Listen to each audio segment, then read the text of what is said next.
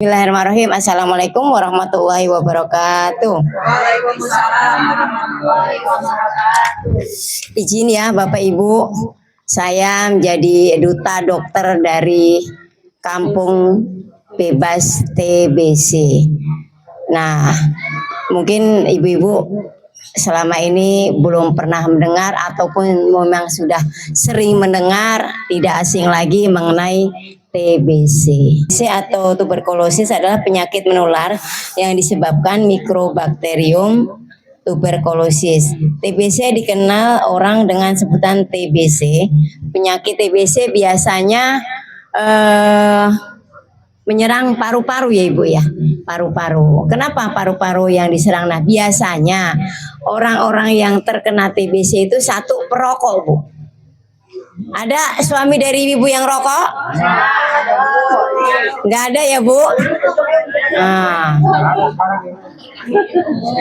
Nah, sebetulnya sayang ya Bu. Nah, kenapa kalau sayang? Sehari ngerokok berapa Bu? Beli rokok Bu kalau suami yang rokok? Sebungkus ya? Nah, sebungkus, 2 bungkus. Nah, tuh. Padahal sebungkus harganya 50.000. Kalau kali 2 udah 100. Coba Bu. 100 cuma diisep ya. Coba. Nah, mudah-mudahan nanti kita sebentar pelan-pelan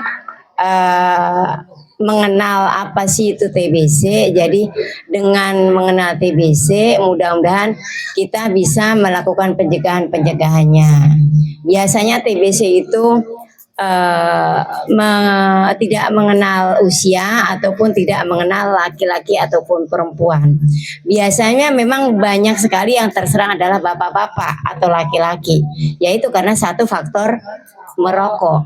Nah, dari zat nikotin yang dihisap itu akan mengendap dalam paru-paru.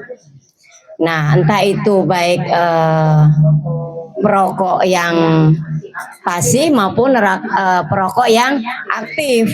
Kalau yang perokok pasif seperti kita nih Bu, kalau kita dengar kalau kita deket bapak-bapak yang rokok itu kena asapnya, nah itu kita merupakan perokok pasif. Itu pun juga bisa terkena. Nah, supaya kita tidak terkena penyakit TBC, walaupun kita tidak ngerokok, paling tidak kita bisa jauhin orang-orang yang sedang merokok, ya, ataupun yang merokok udah misalnya suami kita, udah Pak, mohon maaf merokoknya jangan di sini dong, di luar. Nah, misalnya yang punya rumah besar taruh di luar, yang rokoknya di luar, akhirnya asapnya jauh dari kita.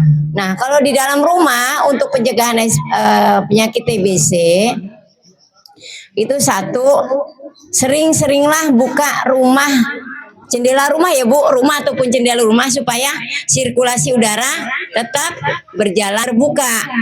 Nah, kelembapan di dalam udara bisa juga akan memperparah penyakit dari TBC itu sendiri. Nah, sekarang ini penyakit TBC untuk di dunia, Indonesia masuk kategori yang kedua. Pertama India, dulu kita nomor 4, yang kedua Cina, sekarang kita nomor 2, pertama India. Nah, kalau India ya mohon maaf ya, memang terkena joroknya ya Bu ya. Ada tempat-tempat tertentu memang jorok. Nah, untuk mengantisipasi supaya kita tidak terkena TBC, satu, tidak merokok. Yang kedua, perbanyak makanan-makanan yang sehat. Nah, yang ketiga itu kalau misalnya di rumah, Ibu kan suka ada bantal ya Bu ya. Nah, bantal juga sering dicuci dan dijemur supaya bakteri yang ada di dalam bantal tidak terhidup ke kita juga ya Bu ya. Nah, ini apa sih gejala TBC itu? Satu, sering batuk yang tidak sembuh-sembuh. Yang kedua, demam ataupun meriang. Yang ketiga, sesak nafas atau nyeri dada. Yang keempat, berat badan menurun, nafsu makan berkurang. Kemudian suka batuk bercampur darah. Ada nggak Bu yang batuk bercampur darah? Nggak ada kan? Nggak ada ya? Ya mudah-mudahan kita semuanya sehat, terjauhkan dari segala penyakit ya Bu, terutama penyakit TBC. Nah yang terakhir yaitu suka berkeringat di malam hari. Nah suka berkeringat di malam hari karena mungkin satu memang di dalam udara ruangan itu tidak ada ada AC, ada kipas, tapi kita tetap mengeluarkan keringat ya di malam hari. Tapi belum tentu dari gejala yang berkeringat dalam hari itu memang, tetapi nanti dilanjutkan dengan pemeriksaan pemeriksaan lebih lanjut melalui pantuk untuk anak-anak ataupun dengan kalau orang tua atau kita yang dewasa dengan dahak. Nah, dahak itu biasanya diambil pagi hari. Pagi hari nanti 1 jam kemudian kita periksakan ke laboratorium baik di puskesmas maupun di rumah sakit. Nah biasanya kalau pemeriksaan TBC itu nanti lebih gampang, dalam waktu 2 jam sudah keluar hasilnya. Nah tentunya mungkin bagi kita anak-anak kita supaya tidak terkena TBC, ibu-ibu punya anak laki-laki? Minta tolong ya Bu, jauhkan dari rokok ya. Mudah-mudahan gak ngerokok anak-anak kita ya. Kasihan Bu, rokok bener kasihan. Selain tidak sehat untuk badan, tidak sehat juga buat kantong. Nah dalam hal ini kalau bisa minta tolong ya Bu, anak-anak remaja kita, satu jauhkan dari ngerokok, yang kedua jauhkan dari obat-obatan. Ya Bu ya, kalau nanti anak-anak itu kalau banyak kegiatan di rumah mungkin agak berkurang dari ngerokok, begadang dan sebagainya. Terutama untuk anak-anak muda jangan biasakan bergadang ya Bu, begadang di malam hari ya. Begadang di malam hari juga tidak baik untuk paru-paru. Apalagi di luar udara yang sifatnya ada asap mungkin di pinggir jalan dan sebagainya. Suka anak-anak kan suka nongkrong di luar tuh, biasanya itu juga bisa menimbulkan gejala TBC juga. Nah itu minta tolong ya Bu, kalau sekiranya ada keluarga kita, ada tetangga kita yang ada gejala seperti tadi, batuk yang tidak sembuh-sembuh, baik batuk kering maupun berdahak, keringat di malam hari, batuk berdarah, kemudian badan demam, berat badan menurun. Nah itu segera periksalah ke dokter atau ke rumah sakit ataupun ke puskesmas terdekat. Ibu-ibu semua punya BPJS ya Ibu? Ya Alhamdulillah, mudah-mudahan kalau memang kita punya BPJS lebih baik mencegah dari awal daripada kita mengobati. Penyakit TBC itu bisa diobatin Bu, bukan penyakit yang tidak bisa diobatin. Jadi jangan dianggap momok banget atau dianggap sesuatu yang kita takutkan. Memang sakit dan penyakit itu kan datangnya dari Allah. Tetapi kalau kita bisa menjaga lingkungan kita, itu terutama di dalam rumah, kelembapan udara, kebersihan lingkungan, mudah-mudahan kita juga bisa sehat dari segala berbagai penyakit. Nah, penyakit TBC itu bisa diobatin ya Bu. Ada jangka waktu 6 bulan minum obat terus menerus, ada juga sampai 9 bulan, ada juga sampai 1 tahun. Kalau orang ataupun pasien yang sudah retensi terhadap obat, memang pengobatannya lebih lama. Retensi itu apa? Kebal obat. Kebal obat. Jadi kalau sekiranya pengobatan TBC itu memang harus rutin. Yang dikasih dari puskesmas atau dari dokter biasanya minum pagi ataupun malam. Biasanya harus rutin. Kalau lupa, memang harus konsultasi ke dokter lagi ataupun kita minum kembali obat itu sesuai dengan anjuran dokter. Kalau mungkin sehari terlewat atau mungkin nanti hari berikutnya 2 kali, kita mesti tanyakan ke dokter karena obat ini memang obat yang luar biasa untuk efeknya ke diri kita, entah mual. Nah itu kadang mual, ada kadang tidak mual juga, tergantung dari kondisi tubuh. Nah minum obat TBC dengan teratur sampai selesai. Nah, supaya tidak menjadi TBC kebal obat ya Bu ya.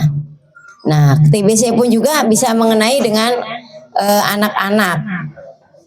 Sama gejalanya, batuk yang tidak sembuh-sembuh, berat badan menurun,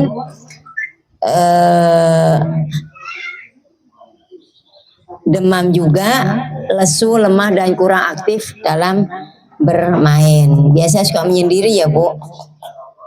Nah, siapa yang paling berisiko sakit TBC pada anak?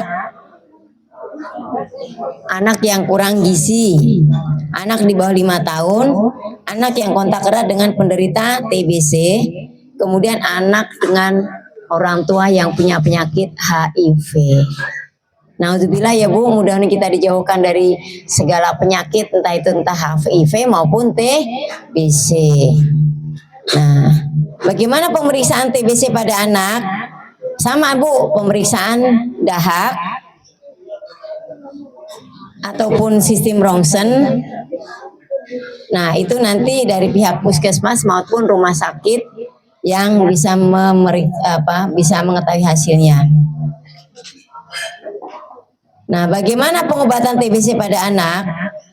Ini ada obat anti TBC yang berkualitas dan gratis. Pasien minum obat di depan pengawas penelan obat dan fasilitas dari puskesmas. Nah, bagaimana untuk mencegah anak-anak supaya tidak terdeteksi TBC atau tidak penyakit TBC? Yaitu dengan pengobatan pencegahan pada usia anak 5 tahun, perbanyak dengan yang berkontak dengan pasien TBC atau pada anak terinfeksi HIV sesuai dengan aturan dokter. Perlindungan anak yaitu dengan penyakit TBC seperti imunisasi ya Bu, imunisasi BCG ya Bu untuk anak-anak.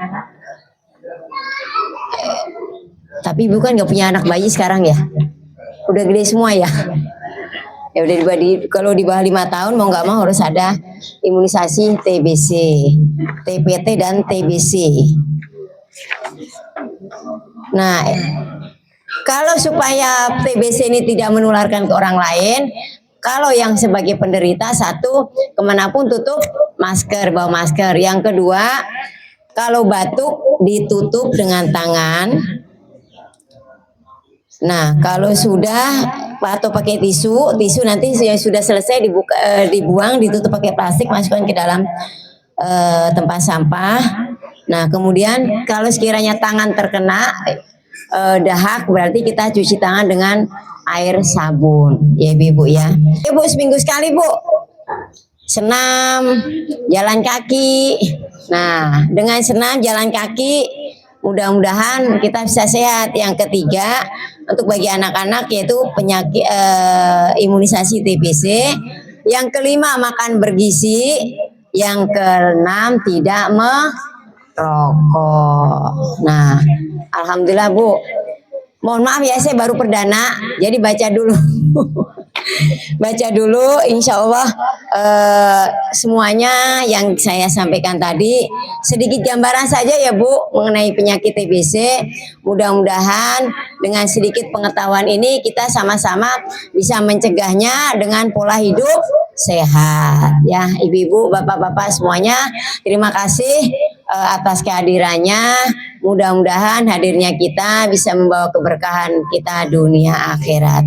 Amin ya rabbal alamin. Sekali lagi terima kasih.